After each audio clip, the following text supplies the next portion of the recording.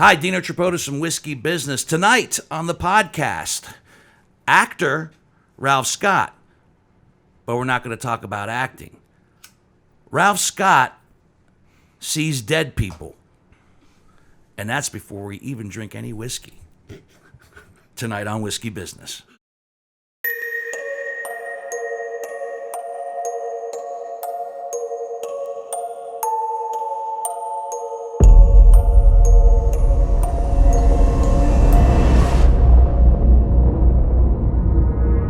It's the month of October, a fall month. Oh, sure, the leaves are changing. People are leaf peeping. I don't even know what leaf peeping is, to be honest with you. I don't know, and I don't care. I don't peep at leaves.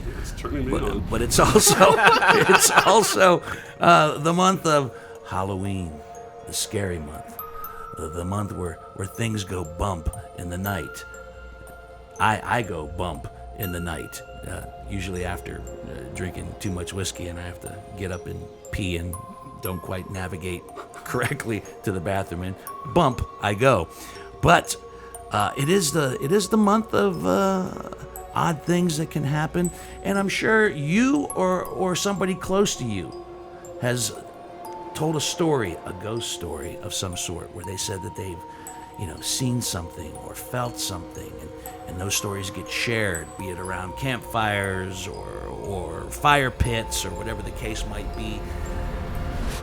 And I'm always skeptical. I gotta be honest with you. I'm a cynic. I'm a cynic at heart when it comes to this kind of stuff. And when I hear those stories second and third hand from other people, my cynicism is in place. But when I hear them firsthand from a friend and somebody I've known for a lot of years, and trust and respect, am I still somewhat cynical?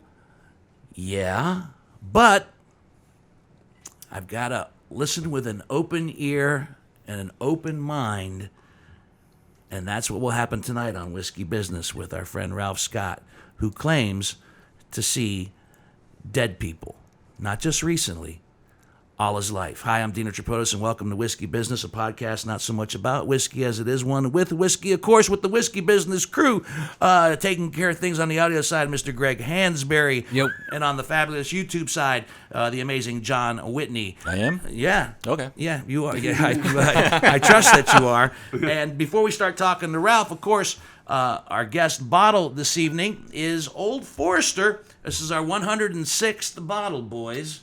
106th bottle from the good folks at Brown-Forman, Old Forester, let me hold it up properly, 1910. This is the fourth and final whiskey in their Whiskey Row series, which includes, I believe, the 1920 Prohibition style, the 1870, and the other one escaped. Did I say 1879? 1879, thank you.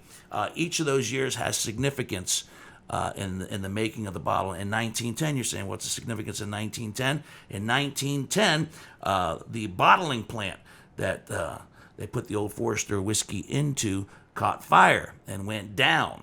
And that was unfortunate because they had a big old vat of mature whiskey all set and ready to go.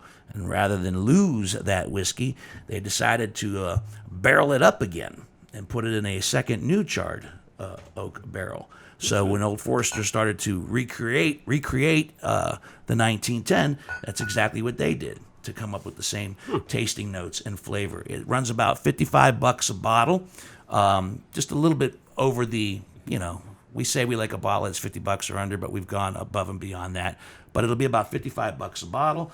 It is 93 proof with a mash bill, I belive, of 72% corn.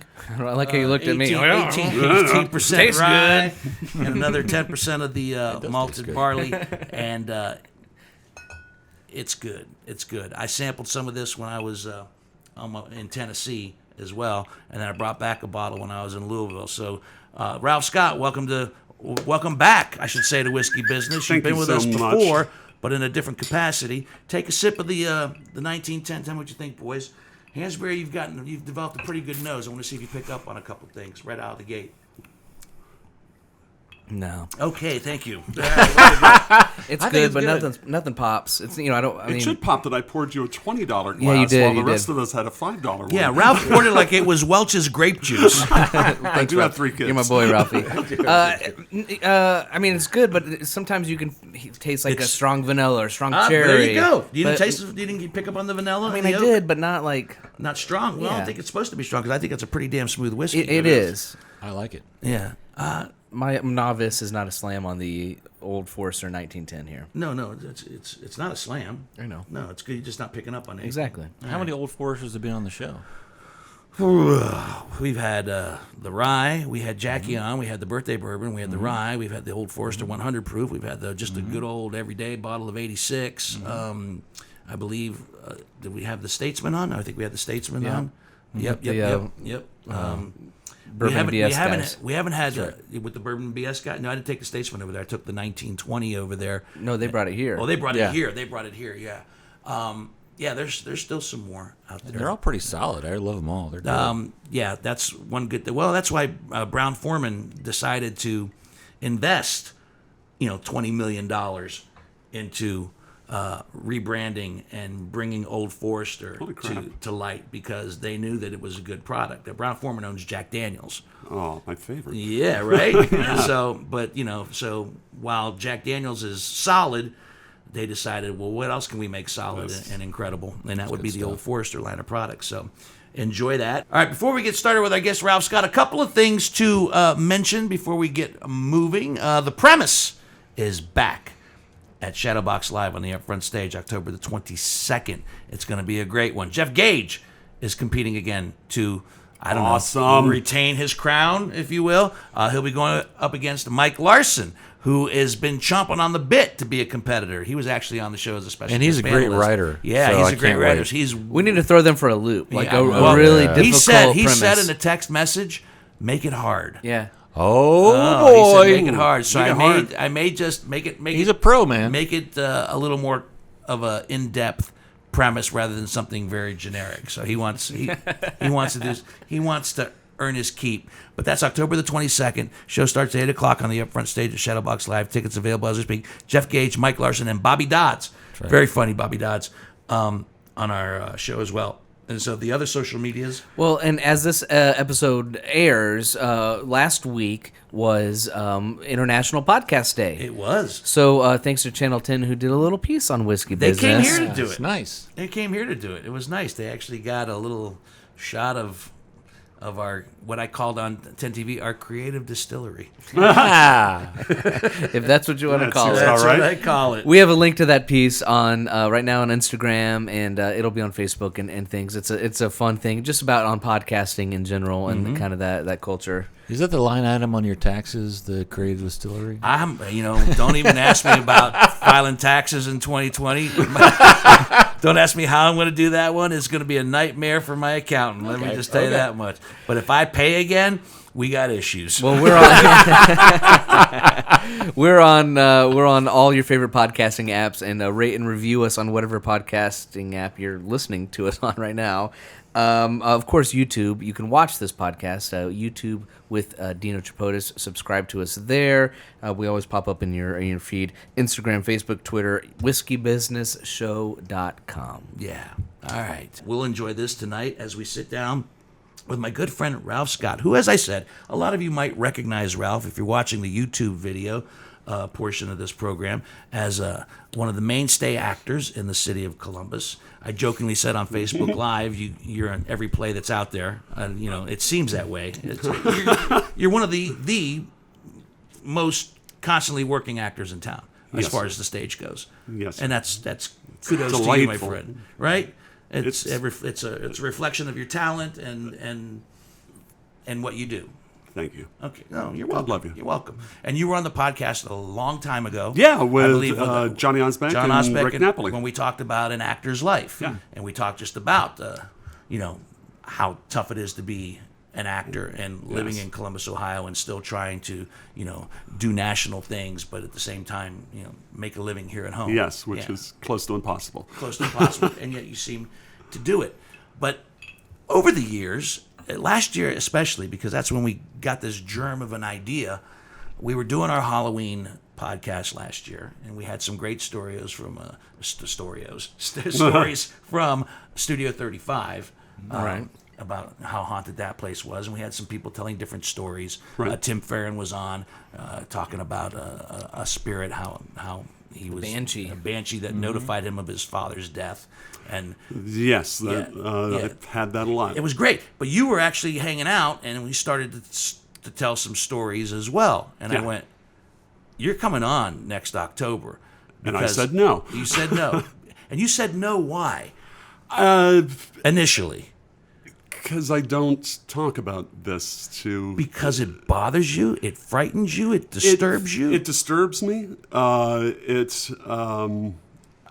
talk to you about it. Right. I'll talk to John about it. I'll talk to my friends about it, but I've never talked publicly about it because, just like you said before, about it, people are cynical, but also some stories I've told that scare the hell out of me still. They're like, "Oh, that didn't happen. Oh, you're crazy. Oh, you're imagining it." It's like, no, it's happened all my life.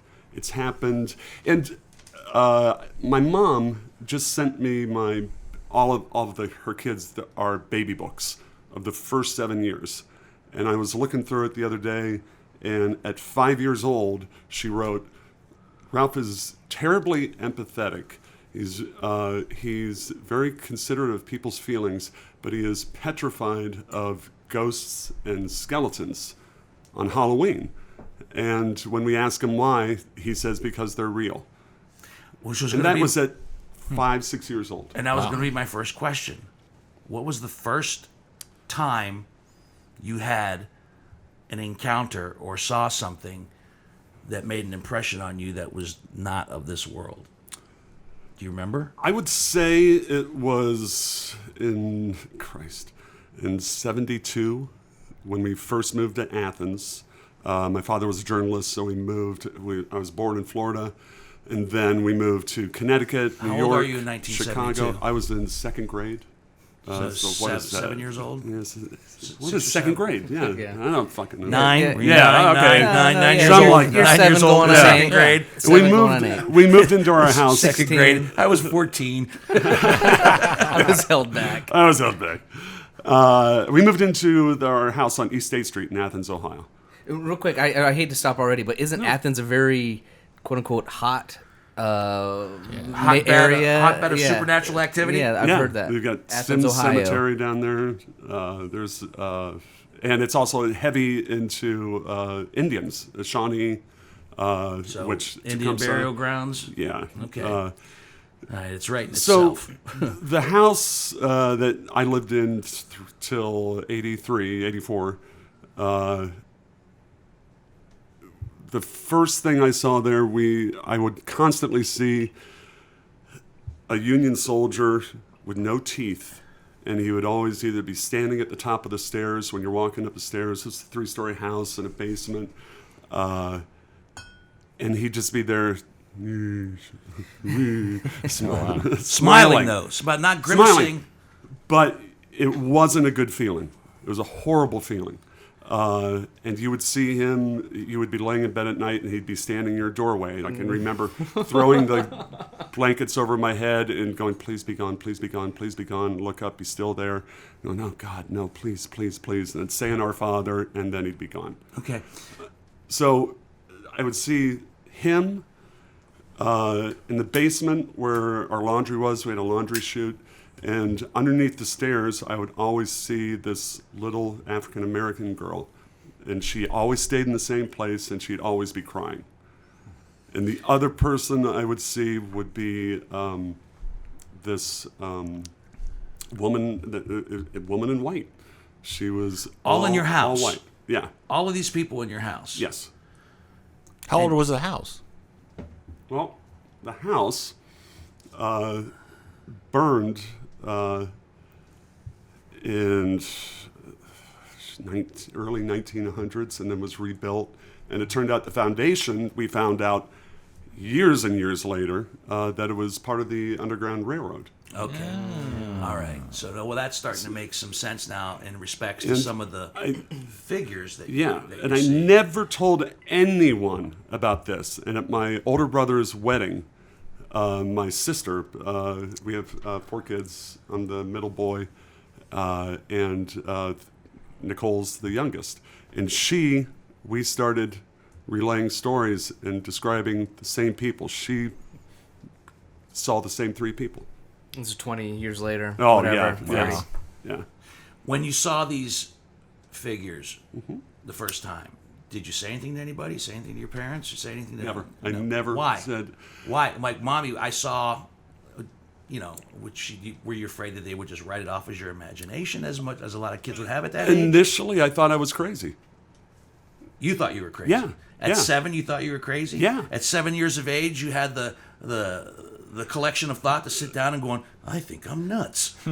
Well, in '75, my dad, I wanted to go see One Flew Over the Cuckoo's Nest, and he Okay. said, "Well, if you want to go see it, you have to read the book first."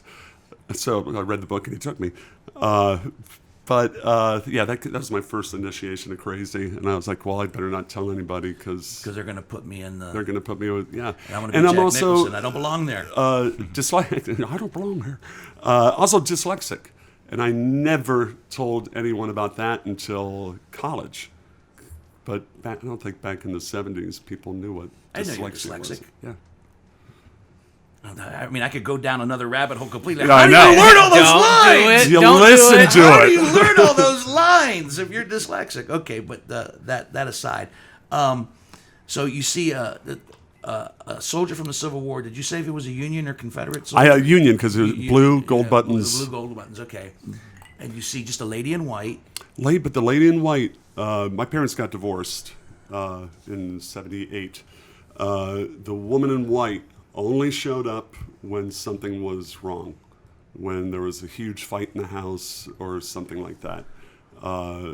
That's when the woman in white would show up. And the little But little African American girl. she was just always in the basement, and she was always crying in the basement. As you got older, were you able to try to piece together and explain like why these apparitions, or for lack of a better word, were showing up and what the significance might be? Were you able to piece No, together? Did you do any? You said you found out about the Underground Railroad being on that site. That was in the late '80s, maybe early '90s, after I moved to Chicago, that we had found that out. Because my buddy Mickey Prisley, his mom worked for was the head of the Athens Historical Society, and I was like, God, you get older and you're not as afraid anymore. But I was too afraid. But at to 5, say you were anything. afraid, and at 5, you hadn't seen anything. You just had this Yeah. irrational fear at that point. That I you were guess, afraid yeah. of ghosts and skeletons. I Yeah. mean, a lot of 5-year-olds would be. A lot of we're Yeah. impressionable kids at 5. Yeah. Things scare us. If we think something's scary at 5, we don't have to see a ghost, a real ghost, to actually sign off on it. My to- kids won't shit by themselves sometimes. 'Cause they're frightened. I'm serious. Well, I do that. It's true. Dad, come up here. They won't go to the They bathroom. won't go by themselves? themselves because they're so scared. What are you scared of? I don't know. Sit in here with me. I'm like, I sit in the bathroom while my kids shit. I because still they're watch frightened. my son take a shit. Well, And he's 21. He's 21. Okay. that's different. That's different. Yeah, a that's whole that's different that's a whole podcast. different Doesn't podcast happen. entirely. Not even going to get into that. So the heavy feeling you talked about, the soldier, did that feeling accompany the woman in white and the girl in the basement, or just the soldier? No, the soldier was the only bad one. And did you? I meant to ask you in the beginning when you first saw these. Were any of these when you were in bed, or Sure, all yeah. of them? All of them in No, bed? not all of them. but No, the no. first one, because a lot of people talk about there's a it's commonly known as night terrors, where you're dreaming. Right. But for every moment No. that it's happening, you feel it's actually really, really happening. Right. But you're actually dreaming it. But and you see and you feel it. I mean, so Yeah. you dismiss that. It wasn't a night terror. Oh, no. You would be walking into the house and no one's home, and the soldier is standing there in the middle of the living room, smiling. He never said anything. How vivid were these people? I mean, like me, as far as Yeah. detail or Those- yeah. or because I've never seen a a ghost or an apparition, and in every knowledge or story I've heard, it's always some very ghostly, Right. shadowy apparition, wisp, yeah. a wisp. It's not. But you're saying these people No, look like Those were, I Sitting right swear, you across. think they're real people. Yeah. right Like you there. could touch But them. Odor no order for those. No. for those. Yeah. For those, but Setting up yeah. someone down the road. okay, Okay. yeah. Well, there's This is gonna be a so three-parter. many more. There's so many more. So those are the first encounters. Those were the first ones. Yeah. Was there a period of time where there wasn't any for a while, and you thought, okay, this is one and done type of deal? No. No. This has been your whole life. Yeah. Yeah. Churches. You go to church. We lived. You could throw a rock. It hit my house from Jager's funeral home. And my buddy Chris Jagers, whose father ran it, he says, "Oh yeah, I'm sleeping in my house and I see people walking all the time, just wandering around." Have you done any research as to why certain people, like yourself, are more prone to? And you said an important word that your mother wrote down. He's very has a lot of empathy. Yeah. And there are people that they call empaths, Yeah. who actually absorb the troubles and the woes of other people. They take whatever's wrong with them and they internalize it Right. and I also remember it from a Star Trek episode. Oh, cool. I love Star Trek. There was a Star Troy. Trek episode. There was an empath who took all the hurt and all the pain away and whatever like was wrong. Green with Mile. it. Yeah. Shit, what was the question? Have you done any research into I did. into those who are more empathetic than others, and are those people more prone to seeing these things, in your opinion, than others? I think so. When I was at Tecumseh, there was a woman that did card readings. And I was like, okay, I've never had my reading done. Why don't you do it? And she did it, and without me telling her anything, she lays down the cards. She's like, oh, well, spirits are really attracted to you, but you're afraid of them. But all they want is for you to show them the light, how to get the light. They're attracted to your light. Why you? I don't know. Come on. How old are you now? 54. 54. Over the years, you haven't come up with some idea or thought I think process that's it. that would say, that explains why you get chosen to show them the light? People, Have you ever almost died and seen the light yourself? yeah. When? This was in 8th grade. We used to do this thing where you would hyperventilate, and then the person would come up behind you and Yeah, we should do that. grab Yeah, you, sure. and then you'd pass out. Yeah. So I passed out, and I guess was completely out, and all I remember is running, being chased through this house. I'm sorry, I keep turning away from the mic because I'm talking to Johnny. Running through this house. There's green peeled paint on the wall, and I am running and running and running, being chased. Don't know what's chasing me. Running. Pop open the first door that I see, and I'm standing over my body, over where my friends are, and I think, holy shit, I'm dead. Well, this is a hell of a way to go out. And then I was right back in my body, and I cried my eyes out. I was so scared. Then I guess I was, when was I shot? It was my senior year. Call exactly when. Having been shot at myself, I remember mine. But I was just shot in the arm. When was But I it was right. shot? But it was it, and it was my friend Mickey, who unfortunately just overdosed 2.5, 3 weeks ago. Yeah, I'm sorry. Best- I heard about that. My Best sympathies. friend, who I've known since 2nd grade. And I'll tell you this story first.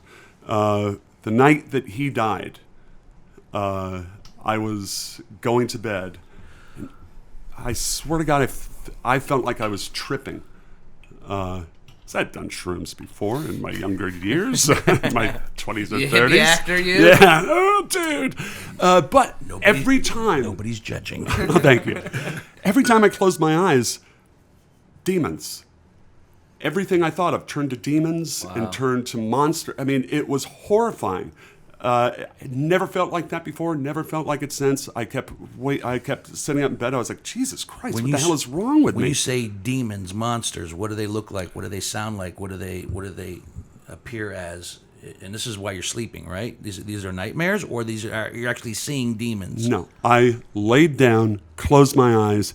Demons. Demons. Demons. You're not asleep. Horns. No, I'm not asleep yet. You're not asleep yet. Every time I close my eyes, it's demons, monsters. All I'm feeling is total fucking fear. Is it? Once again, I'm just speculating. Maybe I'm trying to unconsciously help you here. I don't know. Yeah. You said your friend died of an overdose. Yep. Right. Do you think that the demons were all the evils that I'm sure, that took your friend's life, manifesting themselves in the form of demons? Be it God, yeah. I was connected. I'm always connected to people. I'm connected with you. I can tell when something's wrong with you. Yeah, you can. Our buddy Kevin McClatchy, who was on the podcast. I think it also has something to do with being Irish. Because Irish, if you have Irish lineage in you, I connect with you like that. So Kevin, we were doing our first show together. We were doing Dinner with Friends, and I kept having this vision of it was like Sir Gawain and the Green Ghost, but I kept having a vision of a green guy walking around in his basement. I was like, God. And I finally told him, because it wouldn't go away. I was like, dude, I keep seeing this green guy in your basement. Something's wrong with your basement. Sure enough, his carbon monoxide detector was broken, and they had a carbon monoxide leak. Chills. Oh, wow. Weird. That whole family could have been dead. Yeah. I got chills. Can I ask about, you said you're connected with Dino. Has there been anything that you've seen or thought of? This is with a haunted him? house, right? This has got. Well, yeah. no. There's one ghost in this house. Not recently, though. I mean, when I first moved in, he was here a lot. Yeah. Or that's what people said. And Yes. But I always wrote it off. See, once again, here I'm going to bring my cynicism back into Right. it. You know, I wrote it off. I explained it all somehow. But other people were very adamant. No. I mean, we did, when I was at the radio station, we actually did a broadcast from here and brought somebody in who said, yeah, and they explained, and they mentioned the name, and just for shits and giggles, I went upstairs and looked at the original deed, and sure enough, they said it was a guy named Bill, and sure enough, on the original deed, you know, it was Bill. You know, like, what the fuck? When we first moved into my house in Hilliard 15 years ago, I would see an Oriental guy in our yard and in our house walking around. It's like, God, who's this Oriental guy? It's a newer house. I mean, but the person who lived in it before we started getting their mail is like, Oshatu Makala. And it was just like, holy shit. Well, that's who it was. It was this old guy that used to live there. So what do you, just for the sake of argument, do you still feel that presence here in this house as we speak? As we speak, I would say, or just in is, the you come over. You come over fairly frequently. Yeah. We imbibe on the front porch. We sit and chat. I mean, you don't always tell me when you walk in if you're feeling something. You don't say anything. No, I don't. No, he's not as active as what he used to be. But he hangs out mostly downstairs. Downstairs. Yeah. I remember when we were doing -1, and I came in to sign the flag for. Who did we sign that flag for? Was that for your brother? And I went. I was down there alone, and I was like, "Someone's watching me." John Osbeck is here. When right your now. hair stands up, Right. you know something's up. And during reacting. -1, our mutual friend Mike McGrainer stayed here while we were doing night shoots on -1, and he freaked out one night when he saw a pair of orange eyes, what he called orange eyes, floating around. And then downstairs in the basement, as you said, he heard somebody hitting the heavy bag, and he was the only one here. And when he went downstairs, the heavy bag was just swaying back and forth after he heard the thump, thump, thump. And he called a friend who is in the know of that type of things, and they came over and they said, yeah, there's something in the house. Well, can I dig even deeper? Like, okay, we've talked about William before, but Yeah, but you I say don't- you're connected man. to Dino. Have you ever like got a weird feeling about Dino and called him and he goes like, yeah, shit, I just hit a black cat or something? You know, I mean, I'm not trying to be too morbid, but has there been anything like I'm that? trying to think. I knew when you stopped working at 96, radio station? At the radio station, I was like, something's wrong with Dino. Something's wrong with Dino. And sure enough, but then the next day, it was John Osbeck calling me, and it's like, hey, let's go over to Dino's. He needs us. I was like, oh, okay, that makes sense. And then you told us about it. Yeah, I told you everything that was going on. Yeah. To make- But that's, again, that happens, premonitions happen. No, I knew when my grandmother was going to die. I knew when my father was going to die. Okay, but see, once again, and I'm not being cynical now, this is me being, I too consider myself to be very intuitive. I'm very intuitive Yeah. in respects to my friends. John Osbeck is sitting back in our studio audience for lack of, but he can walk up and I can tell in a heartbeat what's wrong with him. And I can also pick up on these guys as well. And for everybody, I can tell when my friends are suffering or struggling. Can you do it when they're not there? When they're not there, do I get feelings? Yeah. Yes, I do Okay. get feelings about certain people. So you're I do. intuitive, yeah. I do. And yeah, some of this is probably intuition. Big cities are really difficult for me because there's so lot much of history, voices, there's so much dead all around. New York City, I could not stay in. I was there for my internship at McCorkle Casting, and I would have nightmares about what had happened before. It's almost like flipping through a picture book. You see these images and you try and make sense of them. The worst, though, I'm laying in bed at night, sleeping, and I had a dream of these 8 Mexicans that were in this banana yellow van, and they were doing a drug deal, and the person they were doing the drug deal with, the guy popped out of his car and riddled the van with shotguns and Uzis and killed these 8 Mexicans. And I woke up, I was like, holy shit, that was so vivid, that was horrible. God. We go into work, and on the back of the New York Post is murder in Manhattan, 8 dead. And there's this yellow van with the back doors open with blood splattered. And I told my friend who I was doing the internship with, Steve Geyer, when we were riding the train in, I was like, God, I had this horrible dream last night. I told him all about it. And he was the one who saw the newspaper. He was like, holy shit, Ralph, look. You had And a looked dream at before it happened? Before it happened. Or maybe as it was happening. Because it happened that evening. That's This is in the crazy. 80s. That's crazy, dude. It's insane. Midway through this, and I'm going to come back, but out of all the experiences you've had, and I'm going to come back because you said big cities. I know you had a lot of experiences in Chicago. Yes. And this might, and this question may lead to that. I don't know. What has been the most horrific, The most horrific... and why? The most horrific was in Chicago. Well, there's 2. One of them was... That's why I brought it up now, brother. It's a 3-parter. That's why I brought it up now. So there in Chicago, there's this. We lived in this old building with Mrs. Apostle, the lovely Greek landlady. You had a Greek landlady? Yes, we did. Okay, because And- Greeks are very, Yes, they are. they believe in all that stuff. Oh yeah, and they're deathly afraid of bad spirits. but there were spirits in this apartment complex, and some good, but some one that was just pure evil, pure evil. But there were a few that would screw with me all the time. They like messing with me. I would come into our apartment. We were on the 3rd floor, and would come in and walk into my room, and the TV would pop on. Or you'd walk in and a light would pop on. Or we'd be back in the dining room eating, and we'd hear the front door that Chicago, you have 4 or 5 locks on your door, Sure. and you lock it every time you come in. We come in, and the door would be wide open, and our shoes would be placed differently.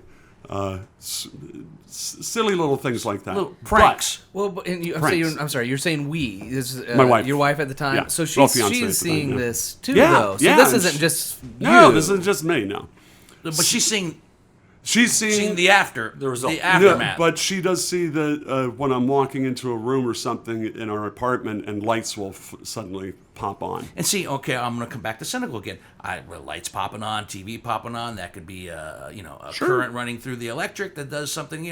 I can explain those things away. But but so consistently, and it doesn't happen to anybody else. I can't explain that away.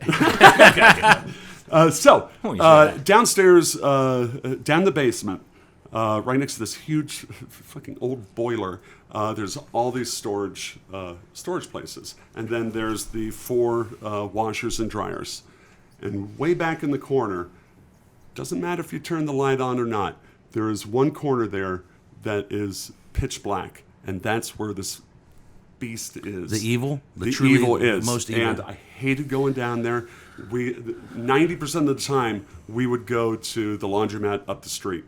One, for convenience, but 2, I would not fucking go down there. Do you think that evil actually says, all right, when I go to this house, I got to go to the basement, and I got to go to the boiler, because that is the most sinister place that I could sit and lurk. If I had some leaking Yeah, pipes. yeah. I'm not going to hang out in the kitchen nook. No. There's too much light. There's too much light I'm going there. to go in the basement where it's just dark and Well, damp. I've been in hell for so long, I need some I coolness. And I'm only going to jump out during the spin cycle. Yeah. Neutral's cool.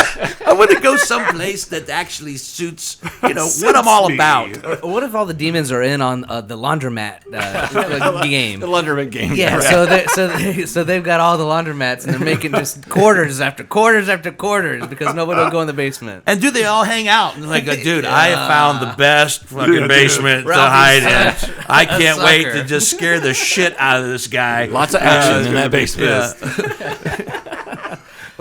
So now this is going to sound as scary at all anymore. Sorry. That's part of our my defense mechanism, I suppose. So I have to go down there, and I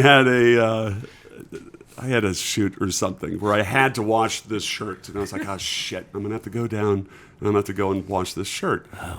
So I go down, and I throw it in the washer, and I can feel that thing over there, and all I'm thinking is, "I'm not looking at you. I'm not looking at you." So I'm you say not you looking at feel it.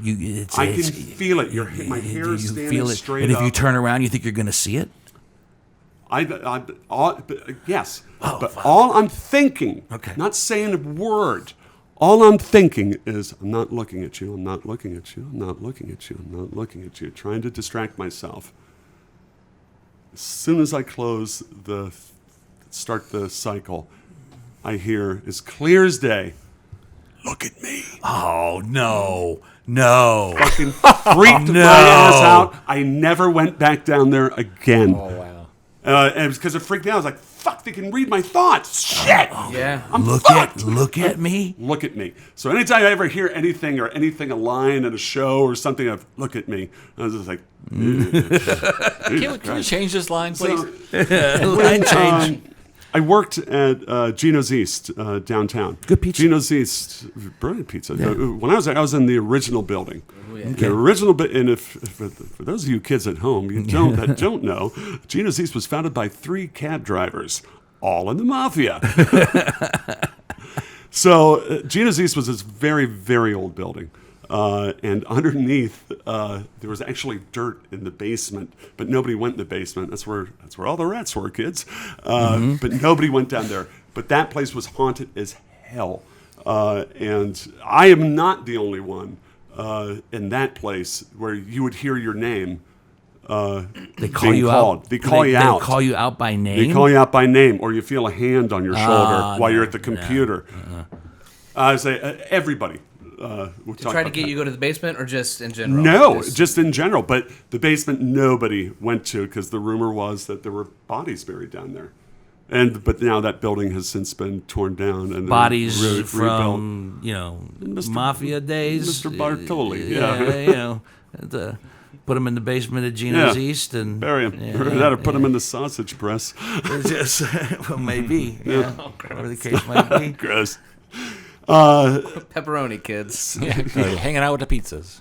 That was bad. So sorry. just recently, this summer, working at CPAC at the Columbus Performing Arts Center, which rumor has it that is haunted, that somebody hung themselves there when it was a plant before it was a theater. And Ken Ernie, great actor, Ken actually talked to the ghost at one point. Talked Had because a conversation. Two sentences. He had they were doing the Crucible, and he saw someone dressed almost like, and he's like, "Hey, where's the rest of the cast?" And the guy turned and looked at him. I don't know. And he was like, "Oh, okay." And then found the cast. And he was like, "Hey, who's that weird guy dressed up back there?" And they're like, "Who? What guy? What guy? Yeah." So. The Crucible. In CPAC, when we were doing Corpus Christi, I've done a lot of shows there. I would see a white mist down in the basement. We call it the catacombs. It's not the catacombs, but it's where the old boiler is. But nobody goes back there. That's their spot. And so I was doing summer camps with Krista. And Krista and I were down there.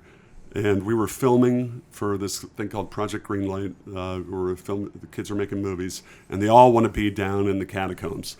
So I'm like, oh, shit, terrific. I know that's where they are. I see that white mist all the time coming out of there. Does anybody else see the white mist coming out of there? People have seen things. Okay, all right. Yeah, Okay. but I think people see things differently. Does that make you feel better when Vindicated? other A tad. people see things or hear things that you see Well, this or hear vindicated. or feel? This made me feel good because Krista was just 10, 12 feet behind me. We had gone down because the arts and crafts room is right off the catacombs. So we went down to get it set up for the kids, just Krista and I, and all the lights were on in the catacombs. We had turned them off. And I was like, oh, crap. So I went back to the catacombs. As soon as I took a step across that threshold, I was like, oh, I thought at first, oh, shit, they're here. I could feel them. They're here. And I hear in my left ear, it's Ralph. And I wove a tapestry of profanity. It's Ralph. It's Ralph. They're calling me out. Or it wasn't like one of those people was, "Hi, it's me. It's Ralph. We have the same name." It was like, "It's Ralph." No, they were taking note of you. Yeah, and that I went up. I was like, again, wove a tapestry of profanity. Sure. Krista was like, "What? I was like, "Let's go upstairs."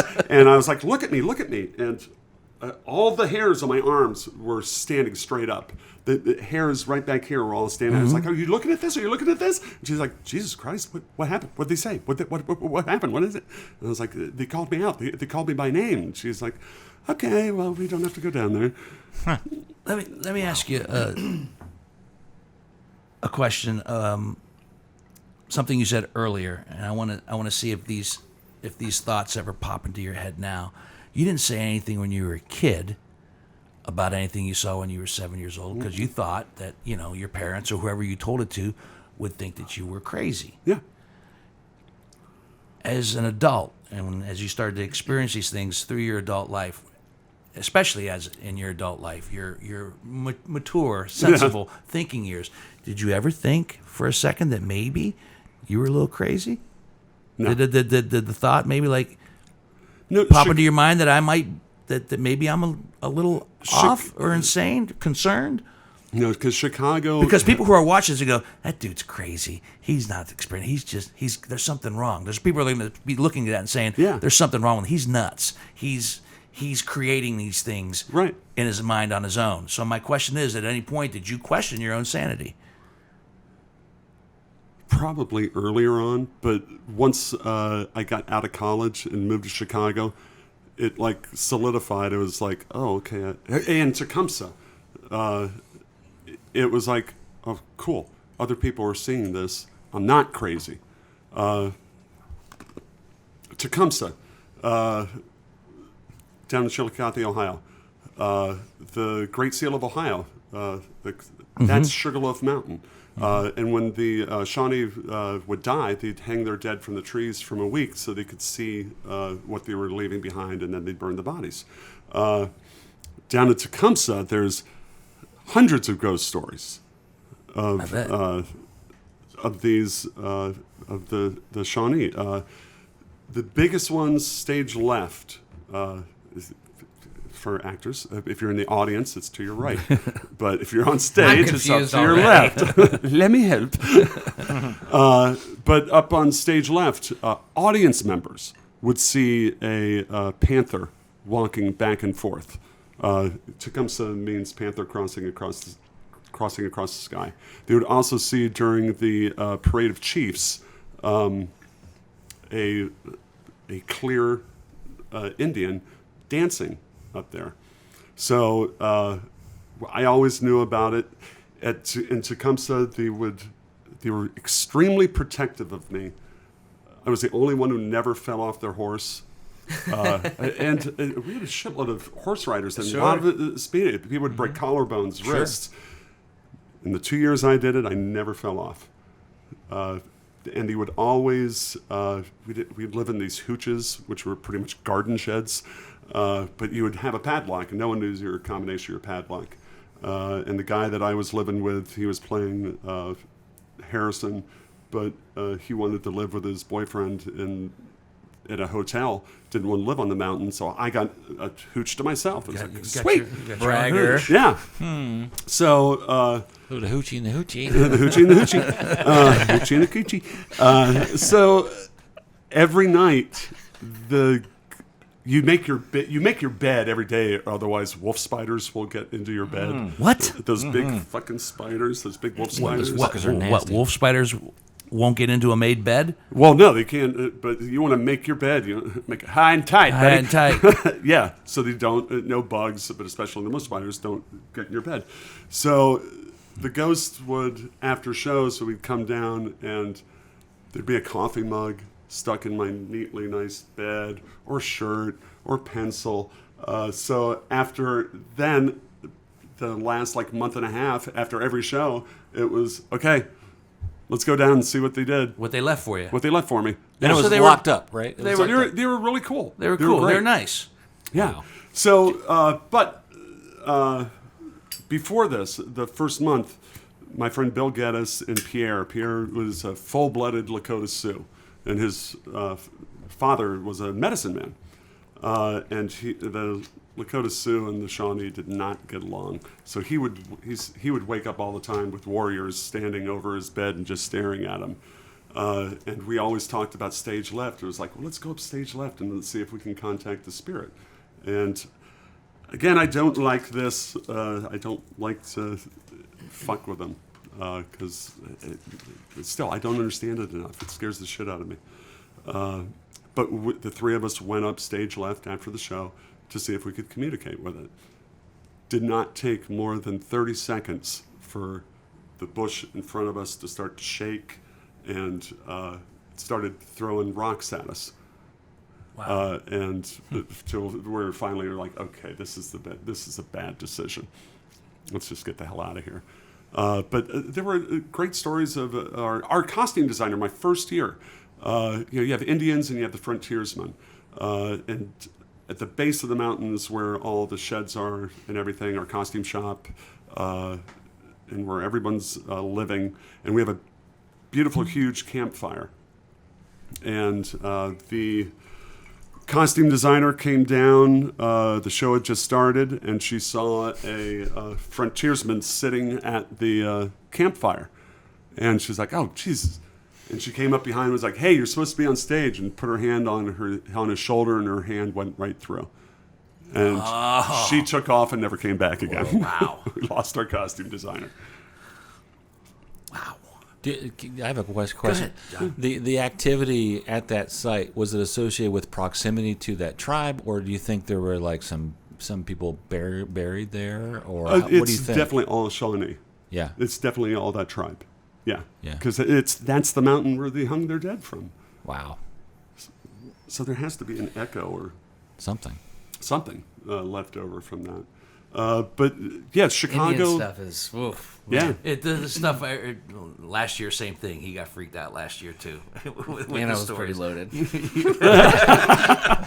On whiskey business. Young 62. What the fuck? If you had a choice, given all the experiences that you've had over Yeah. the years, starting from childhood up to adult age, are there times where let's call it a gift, okay? So my grandmother called Let's it. call it a gift for right now, all right? She called it the Irish gift. The Irish gift. Are you glad you have the gift, or Yeah. would you rather not have the gift? There are times when it happens where I was like, shit, I don't want this. You don't want it. There was my buddy Ian James moved into this mansion on Broad that they were completely redoing. And my older brother was in town, and he knew Ian. We all grew up together in Athens. And we went over to the house while they were doing the work on it. This is a gorgeous old 1900s mansion on Broad. It's unbelievable. And I walked into there, and I was like, fuck, they're pissed. The spirits are pissed. And I would walk into other rooms, and I would be like, and it's like flipping through a picture, a photo album. I was like, oh, I know what happened in here. I know what happened. I know what happened in here. I know what happened in here. And it gets really overwhelming. And then he wanted us to go in the basement. And I was like, I can't go into the basement. I was with my brother. Yeah. And I was like, I got to get out of here. I just had this feeling. I was like, I got to get out. I got to get out. Well, that's why I'm asking you got out. if you had a choice, would you rather have it or not have it? Because it seems emotionally that would be a huge burden Yeah. to have carried throughout basically your entire life. What? I mean, we have enough trouble as everyday people carrying the troubles and woes of the people that are alive Yeah. and we care about, let alone having the burden of, the dead. It gives me confidence that there's something on the other side, that this isn't the end, that there's something there. But there is something on the other side. But are the people that you're coming in contact with, are they truly on the other side? Yeah, that's a good point. No, I think some of them no, some of them yes. The helpful ones, yes. The helpful ones, yes, are coming from the The other side. other ones are, I think, confused and need help struggling, and are struggling. Yeah. And do you feel, and I don't mean to make you sound self-important or anything like that, but do you feel that you mentioned earlier, that you are the one that's supposed to show them It's light? the sixth sense thing. And have you done anything in your own way to say, yeah, dude, That way. go that way. you went about 3 blocks too far. You make a left on Apache. Yeah. Then you make.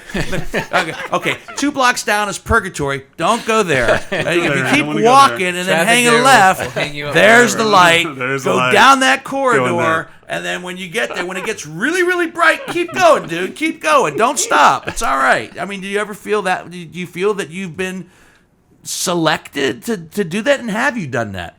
Yes. I met during the Divine Sister. I'm brain farting her name because we've had whiskey.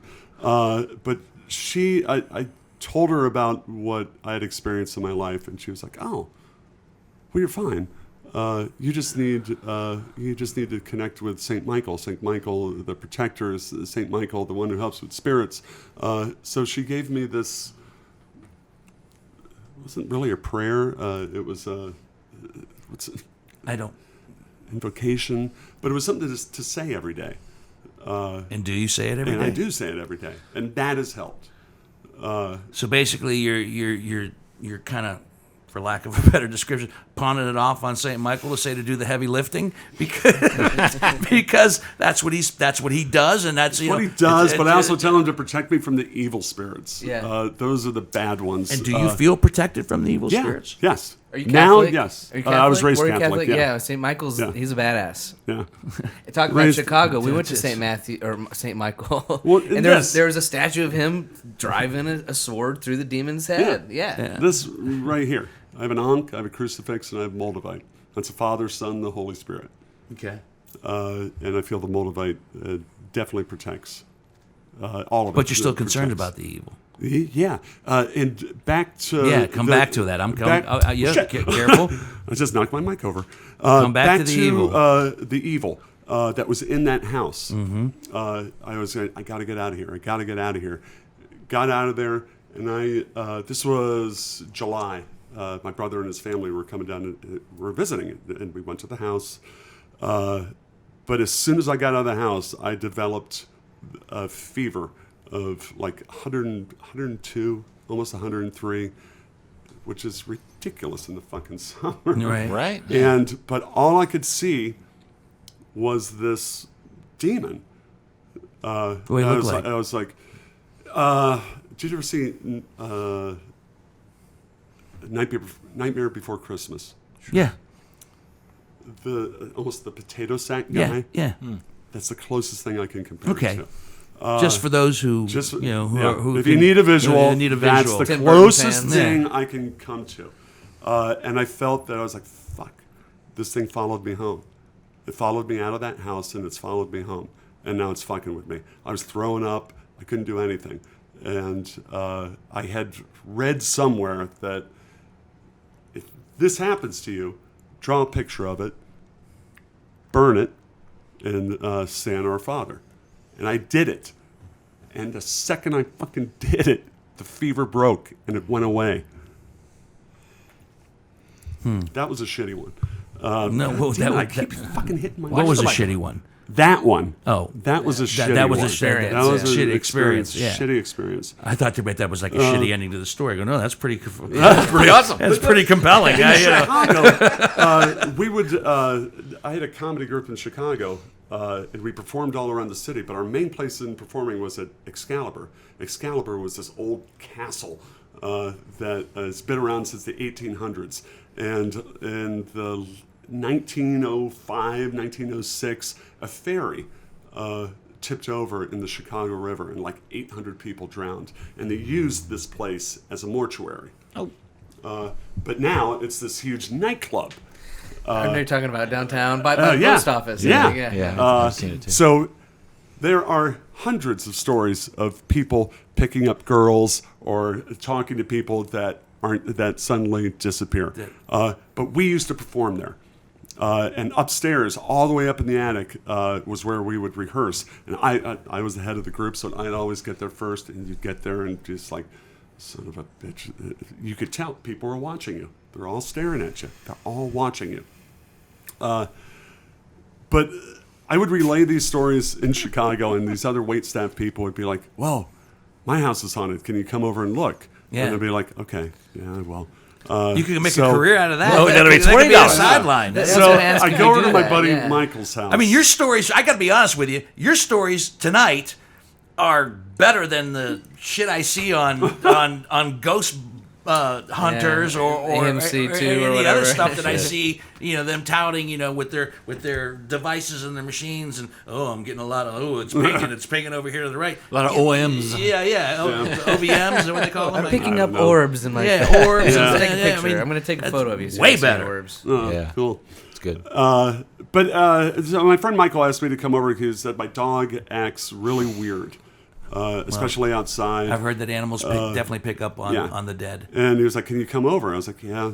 So I came over, and I'm walking around his house, and I'm drawn to the backyard. There's this one tree in the backyard, and I was like, I don't know why it is, but it feels like someone was, and it's mob related. Fucking Chicago. I was like, it feels mob, and it feels like he was buried back here, and it's before this tree was. It's when this tree was really young. He was like, Jesus Christ.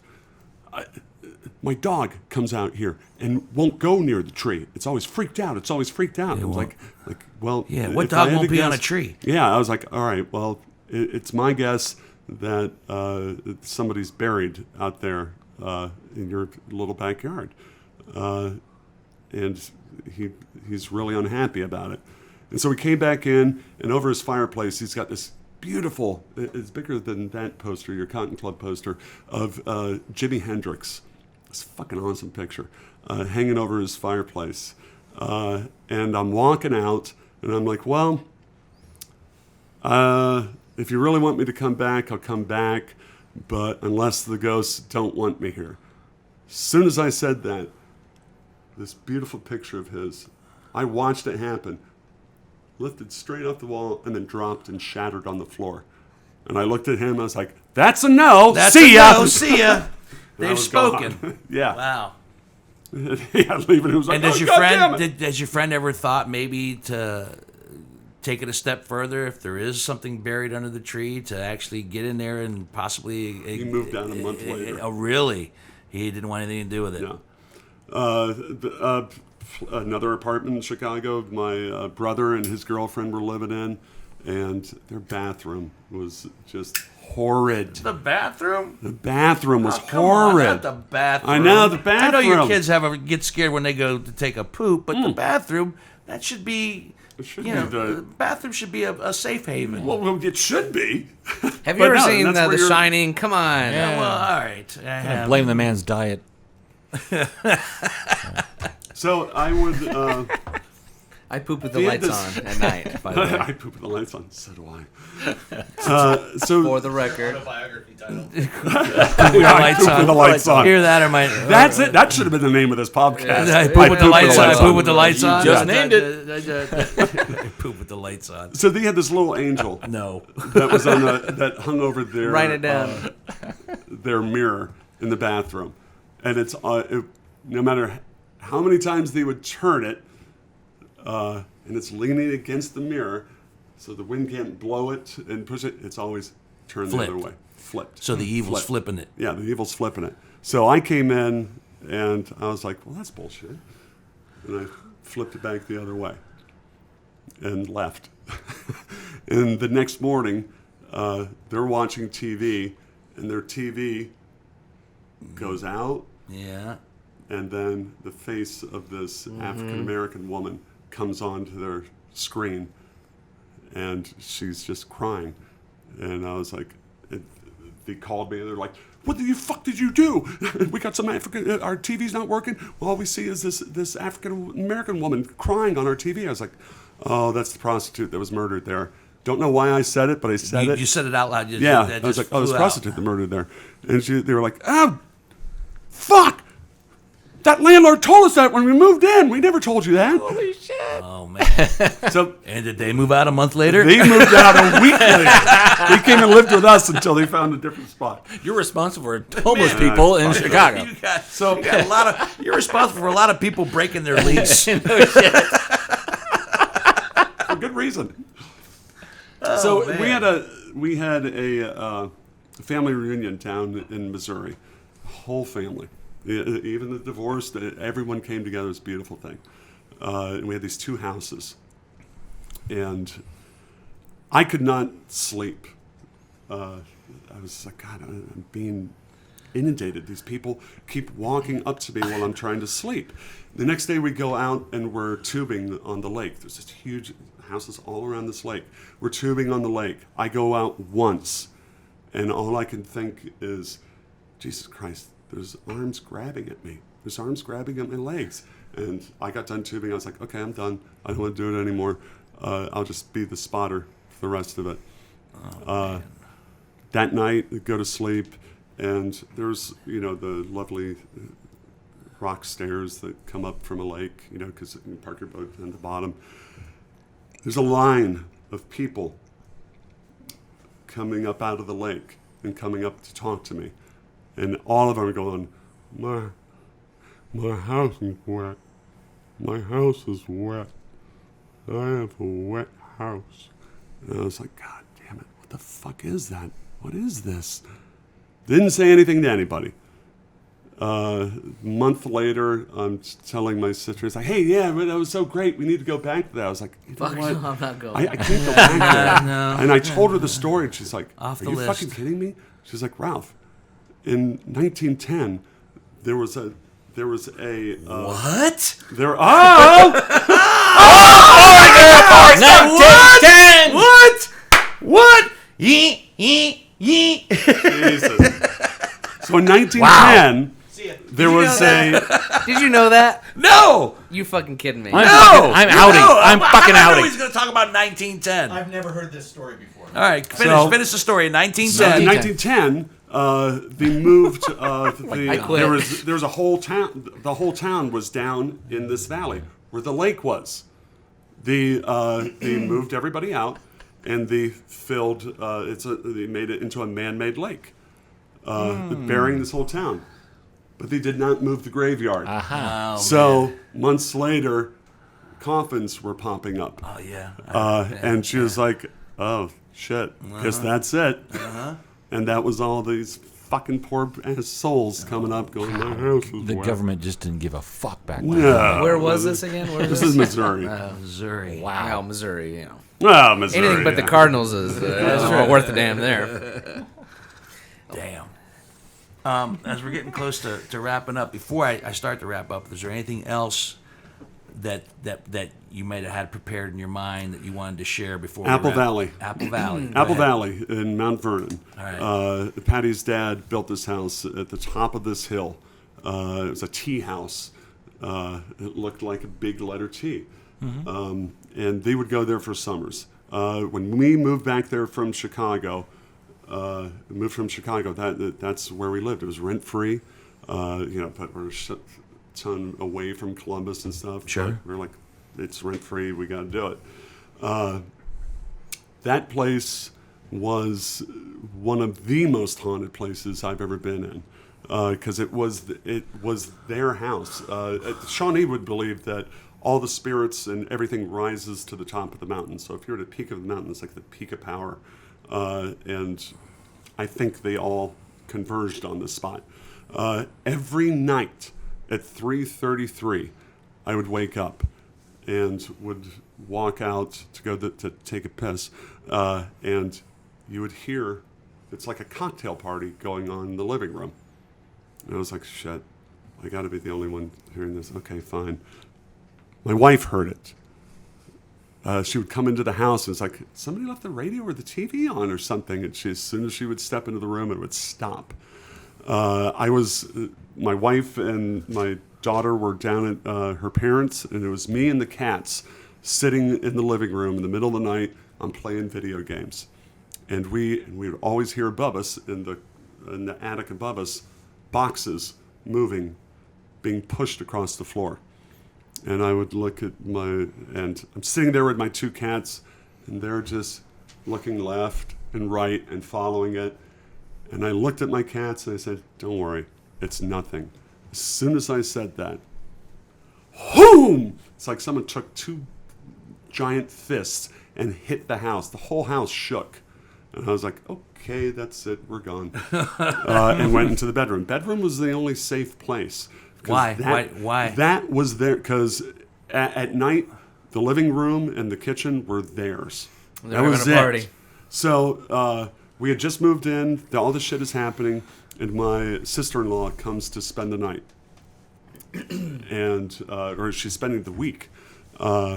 She was downstairs. I had a bar and a computer and my stereo downstairs. It was just one room. There was a bathroom and the laundry room. She was sleeping downstairs. We came out the morning, and she was upstairs, sleeping on the uncomfortable couch. I'm like, what are you doing? I don't want to talk about it. She's from Kentucky. I'm like, what do you mean? I don't want to talk about it. I don't know what's going on in this house, but it's all fucked up. It's all fucked up. Took her 20 years to finally tell me what happened. What happened? And she was lying there sleeping, and a man walked in and stood over her, and she thought it was me at first. She was like, Ralph, what are you doing? I'm sleeping. And he went for her throat. No. And she jumped up and shot upstairs. But yeah, She was so freaked out. Again, every year, every Christmas when we would get together, it was like, come on, tell me what happened in Apple Valley. Why up in she Mount wait so Vernon. well, why now? Why she Because tell it you now? scared the shit Why'd out she of her. wait? Why'd she wait so long? What possessed her to finally tell you? I really pressed her, and I told her more stories about Mount Vernon Okay. and what I All experienced, right. and she was So, like, "Okay, well, I'm gonna tell you, but this don't is- tell the kids." It's a safe. It's a safe place now. Yeah. You're telling me stories. I can tell you this Yeah, one now. yeah. Okay. All right. Fair enough. Fair enough. 2 questions before Yeah. we go. 3 One- because I got 1. All right. 3 questions before we go. Probably 5 or 6 as we get going. Everything Three-parter. Three-parter. All right. Whitney's question first, then I'll wrap it up. Okay, this is from the audience. John Osbeck asks, have you ever want to contact someone, a relative? Have you ever been able to? Have I ever tried? No. So you haven't 'cause done a it's- séance or anything like that? No. I Do you think believe in that's- seances? Yes, and I think it's bullshit. What's because bullshit? Seances, Are bullshit? Ouija boards. The door swings both ways. You never know what's coming out the other So way. do you believe that seances are legitimate, that they can open a door, and that Yep. Ouija boards can't open? I mean, Ouija board was it's a Milton. The same people that made Monopoly, for crying out loud. Are you saying not to fuck with it? By I'm no saying brand. not to fuck with it. Yeah. Yeah, don't fuck with it because the door swings both ways. You never. You may connect with someone, but you never know what you're letting out. Okay. Woo! Well, and I was going to say a similar thing. 4 questions. Well, no, just piggybacking off of that, like, Right. because you said Marysville, there's the big prison up there. Like, do you ever go to find quote unquote famous spots or famous Nope. ghosts? No. You use- It doesn't look I like, do not seek it I out. don't think Yeah. I don't think he needs to seek it out. No, I stay away from those places. 2 questions. One's a little light, and one's kind of like concerning, or at least it pops into my head as concerning. One, let's go. You're an actor, Right. All right. Let's go with movies and television. Since you have, and we'll go back to calling it a gift, would you ever welcome? Because you said that some of them have spoken to you, and you've heard snippets of conversation, a question, your Right. name, a Yes. statement. Would you ever welcome a friendly spirit that you could actually sit and talk to like we're talking tonight? Oh God, yeah, Yeah? yeah, absolutely. Would you welcome a cool ghost that that, and if so, drink martinis. yeah, and- and if so, there was an old TV show when I was growing up called The Ghost and Mrs. Muir. Oh yeah, Yeah, I love that. and it was this very elegant, charming ghost that the audience thought she was falling in love with, but he was Right. dead, and so forth and so on. So would you welcome somebody like that? For example, we talk about William being in this house. Do I believe that this place has a spirit? But would I welcome the opportunity to actually William show up and sit down and tell me about this place that was built in 1934? Yeah. I hope So- he likes whiskey. Huh? I hope Yeah. he likes whiskey. Well, with the person that I go back, we go way back in the podcast archives, but supposedly William likes he would only show up when things were not lively here. Right. When it was he enjoyed having people He's in a the house. socialite. Yeah. Yeah, he enjoyed having people in the house, and he would start to show himself when there weren't people here in periods of time. Right. Well, now we're here. We've been doing the podcast out of my house now here for the last 2 years, it seems like, almost. But so there's always something going on here. So Yeah. maybe that's why he hasn't showed himself. But you would welcome that, right? Oh, You would, yeah. yeah. You would go with that. A nice friendly one. Yes. Well, like when you're doing the thing and they would just put like little goofy trinkets in your bed, like that's Yeah, that was Playful girl. playful. that was my second year at Tecumseh when I understudied Tecumseh. I will tell you this. All right, I'll tell you this, which I never said to anybody. I would go up and stand, and my first time doing Tecumseh, I went up to stage left, and I stood up there and meditated for a little bit before the show, and I'm playing Tecumseh for the first time, and I was like, look, any of you spirits who want to come and ride along while I do this, you can, but I'm in control. Did that show. I have no memory of that show. My mother was at that show. And when Tecumseh dies at the end, they lift him up and they carry him off, and there's Nakuta Fanway on Dawa Takamsa, blah, blah, blah, and this whole thing that Graham Greene was reading.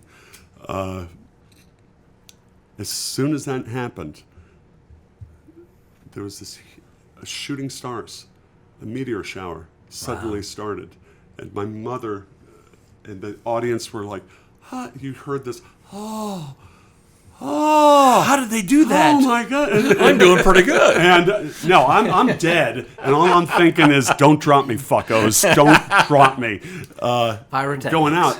And yeah, Nice. at the end, all these people were crying. They were like, the meteor shower at the end. You didn't see that? I was like, no, but cool. And they were, again, very protective. You think that's connected? I think that's connected, yes. And so every day, every performance, after that, I would go up to the stage up, say, hey, any of you guys want to ride along? You ride along, but I'm in control. They respected that. And they respected that, yeah. Last question. Aye. Everything that's gone on in your life with all of this, Yeah. has it passed on to your kids? Let's see. My sister has the Irish gift. Your children? My children, Have they- they have not said anything, but if it And how old are your kids right now? Jesse's 23. Okay, so Jake is 15. you would have heard something by now. Yeah, but Nicole's daughter, Sydney, when Nicole's husband's father died, she would sit. They would hear her in the on the baby monitor, and she would be talking to him after he had died. And they would come in and it's like, "What are you doing?" "Talking to Grandpa."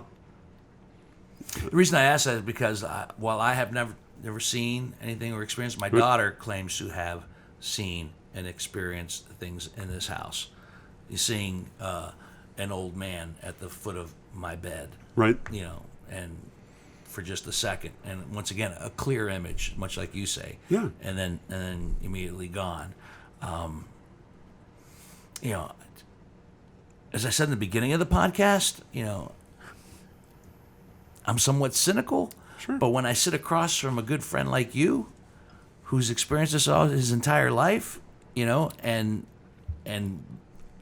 honestly, sincerely believes that he's experienced, There's too many. it gives not pause for thought to say, okay, sure, maybe there has to be other things out there that go unexplained and that we have no control of.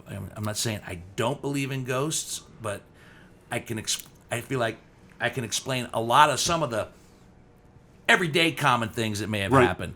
But your stories, I can't explain a lot of those away. I'll tell you one other one. And this was in Chicago, and since you're Greek, it'd be a nice one to finish up on. Mrs. Apostle, when Patty and I got married, she went down into that basement, and she came up with a set of 12 martini glasses that she got at her wedding. Okay. And she never took out of the box. And she was like, I want you to have these. I was like, my God, it's in the original box. I was like, these are antiques. I was like, I can't take this. She was like, no, you take it. You take. You have to do it. You have to do it. I love you. You take. And I would take her to the store all the time.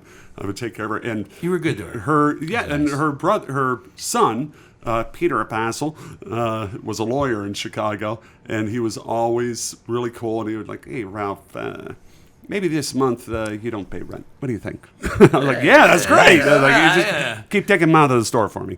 Like, you got it. I got you. So she Your gave us- rent is worth it. Yes. Yeah. So she gave us this set of 12 martini glasses, and we were like, oh, man, this is wicked. Look at these. These are beautiful. And so we put them up in this glass cupboard that we had, this old glass cupboard. And we had them all stacked up there. And when she had given it to us, she was like, I never opened this. I'm sure my husband would be very upset if I gave this to you, but he's been gone a long time, so you take them, you take. I was like, okay, we take. We come back from our honeymoon, No way. and we were in the kitchen cooking, and suddenly we hear, we're like, what the hell is it? Jesus. We go over to the cupboard, which is latched and closed, is opened, All the glasses have fallen out and broken, except for 2. Except for 2, which apparently is Patty's and mine. He must have gotten pissed. Patty's and mine, or his and hers. Yeah, that's a great point. I didn't even think about that. Yeah, maybe that's it. But yeah, and we still have those martini glasses. It's a better story if it was his and hers. His and hers. Well, either way, I'll go with that. Either way, awesome. But I didn't even think about that. Patty and I thought it was like, presence of mind to smash 10 but leave 2. Yes, It doesn't matter. and then they all fell on the floor. All of them smashed except for 2. Wow. Were the 2 standing in the cabinet? Or No, they're on the ground? floor. On the Wow. floor, 2 that didn't The 2 crash, that didn't and all of them break. Everything and else all of them shattered. technically crashing down to the floor with the same amount of speed and velocity. They all should have crashed. Let's go to the tape. And a perfectly poured martini. Yes. I think I'm spiritually exhausted. I'm exhausted. Yeah. I'm exhausted. Yes. This is a good podcast, guys. Finally. What the hell? It only took Sorry, Travis. 106 bottles, but we finally got one. Your stride now. Our guest has been Ralph Scott, who, like I said, if you get an opportunity to see Ralph on stage or on screen anywhere, do yourself a favor and check him out. He is truly, and I mean this sincerely, I'm not Thank you, brother. you're one of the best at what he does out there, right here in Columbus, Ohio. And our guest Bottle has been, eerily enough, after your story. Yeah, you knew that. I You did not knew know it. that. You did not know Why that. would I know that? There's You no knew. way. He wouldn't let me say anything when I came in. I did not do any pre-interview with him. I never do any. before you got No. here. And I've never heard that story before. I've No, not, probably dude. not. I call shenanigans. You know, I call shenanigans. shenanigans, ghostly shenanigans. You know, I never Okay. have more than. All right, You know, I don't do any pre-interviews with my No, podcast. yeah, look at his All right. notes. There's nothing that says 1910 All right. there. Point made. You're right. I don't do any pre-interview. I have 3 questions. That's the. I have 3 very That's the basic smoking gun generic right there. questions Dino doing on this work. podcast that I ask any guest, and I go from there. And that's Yeah, of you know, and with you, I didn't even have 3. I had 1 to start it off with because I knew we'd be off and running to the All right. Okay. to the races, All as right. it were. Anyway, guest Bottle, Old Forester, 1910. We've thoroughly enjoyed it, and yes, this will be gone before the podcast is all over. It's very good. We need to remind you of a couple of things before we go. Number one, our offshoot podcast, the premise. The Premise, is back on the upfront stage at Shadowbox Live on October the 22nd. Tickets are available as we speak. Great lineup. Jeff Gage, Mike Larson competing, and Bobby Dodds will be our guest comic and panelist. Looking forward to that. Also, in respects to the social medias, Greg Hansberry. Well, and on social media, most likely we'll probably give away a pair or 2 of tickets Yeah, to so the be looking Premise. for Yes. that. Be looking for that. Look on Facebook. We'll probably do a contest for a couple of tickets, so look out for that. Yeah. That's at 8 o'clock, isn't it? 8 o'clock, yeah. Yeah, doors open at 6:30, guys. I don't have anything going on. I just put it Good, into my because I phone. kind of need you there. Oh, okay, great. So this past Monday was let's see, International Podcast Day. and Channel 10, 10 TV here in Columbus did a little spiel on Yeah. whiskey business. Yes, they did. They So- did. I saw that. If you check the social medias on Well done. Facebook Thank and you. Instagram, you can watch that piece. It's a very nice piece. It was very nice. Thank about you. whiskey Thank you, business, but Valencia. I'm just on the podcast culture in general. So that's kind of a tip of the cat to the Yeah, to the thing. yep. But we ask you to rate and review us. We've got a lot of 5-star ratings. Like, we are officially a 5-star reviewed podcast, but we don't have a lot of reviews. So if you could go in there when you rate us, review. Just put what you like, what you don't like. We're okay for some constructive criticism. Hansberry read a 1-star review a while back. But that broke helps. my heart. It helps propagate the website. Or The the best the thing about the episode. Cardinals shirt. The only team, by the way, that is. We won't go with it. They're going to lose. Yeah. Whiskey Business, of course, on YouTube. Whiskey Business with Dino Tripodis. A lot of fun stuff on the video there. Instagram, Facebook, Twitter, and whiskeybusinessshow.com. Yeah, we got a lot of stuff, especially with this last podcast with Travis. We got a lot of links to Travis's. He had so many things going on. A lot of great stuff. A lot of great stuff. Killer Raccoons 2, you know, if you ever want to know the trailer. That's a very talented young man right there. Huh? He's a talented young man. Yeah, Travis was a great podcast, and this Ralph Scott has been a great podcast. Thank you, first of all, for I know you've been reluctant to do this. Yes. And I'm sure there's going to be some comments going, he's crazy. No, I mentioned that earlier, but you know what? No, man, thank you for being bold enough to come out and be honest and sincere about what it is. I don't understand it, and just because I don't understand it doesn't mean I'm going to dismiss it. But I'm always going to investigate it because that's my nature. And I'm not going to try to disprove anything you said, but I'm fascinated. So, I'm fascinated by the things that I don't completely understand and can't explain, but there's a part of me that always wants to find an explanation. But you know what? The most beautiful thing is that it's almost like we've come full circle. The first movie I ever did and the first movie you ever did was a supernatural movie. It was, and and not released yet. They're working on it. They're not. If there are any good spirits out there, they will not release that movie. The only good spirits is in this room. There you go. There are some good spirits. Yes, Old Forester. Old Forester, So, 1910. many thanks to Ralph Scott for being our guest this evening. Thank you, brother. Whiskey Business is a Never the Luck production, once again, produced on the audio side by the always Cheers. creeped out Greg Hansberry. I love this. I love the spiritual shit. He gets scary. And what'd you mention earlier? You watch your 21-year-old still go to the bathroom? The always creepy John Whitney. It's a joke. It's a joke. It's a joke. I'm joking. No, John Whitney on the YouTube side of things, making this something for you guys to watch on a regular basis.